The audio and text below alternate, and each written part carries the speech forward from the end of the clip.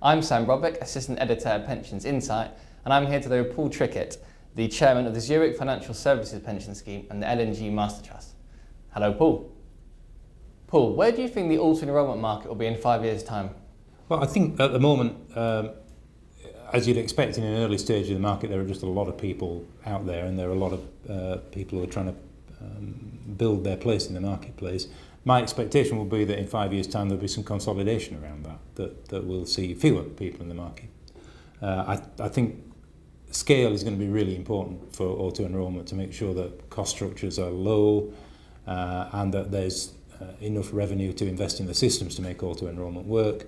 And I draw a parallel to the market for pension buyout insurance, which a few years ago started as a healthy market would start with lots of competitors, and then we see consolidation in that over the subsequent period. I think exactly the same pattern will occur in the auto-enrolment market.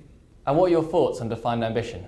I think DC's not been given enough time to work. So on defined ambition, I sort of rather wish that it wasn't muddying the waters, to be honest, at the moment.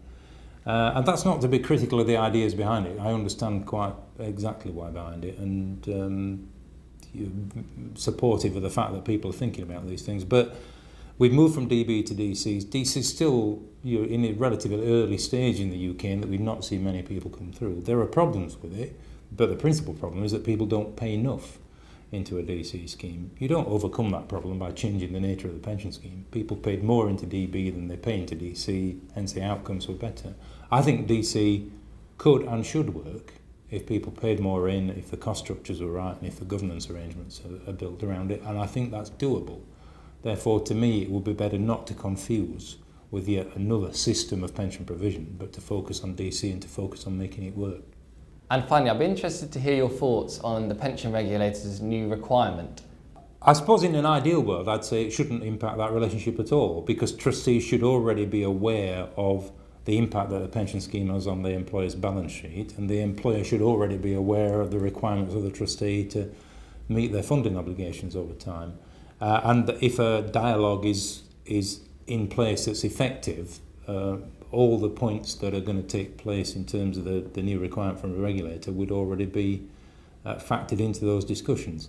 In reality, of course, things won't work quite like that, and therefore the new requirement will change the relationship a little bit. Some would say it might weaken the hand of trustees. I hope what happens is that it just increases the understanding between employers and trustees about where we are. My fear is that the regulator will have to come up with some measure of how growth is to be interpreted, and people are just going to focus on what is bound to be a relatively unreliable model and focus on a single number rather than exercising sense and judgment in terms of the relationship between employer and trustee. Thank you very much. Thanks, Sam.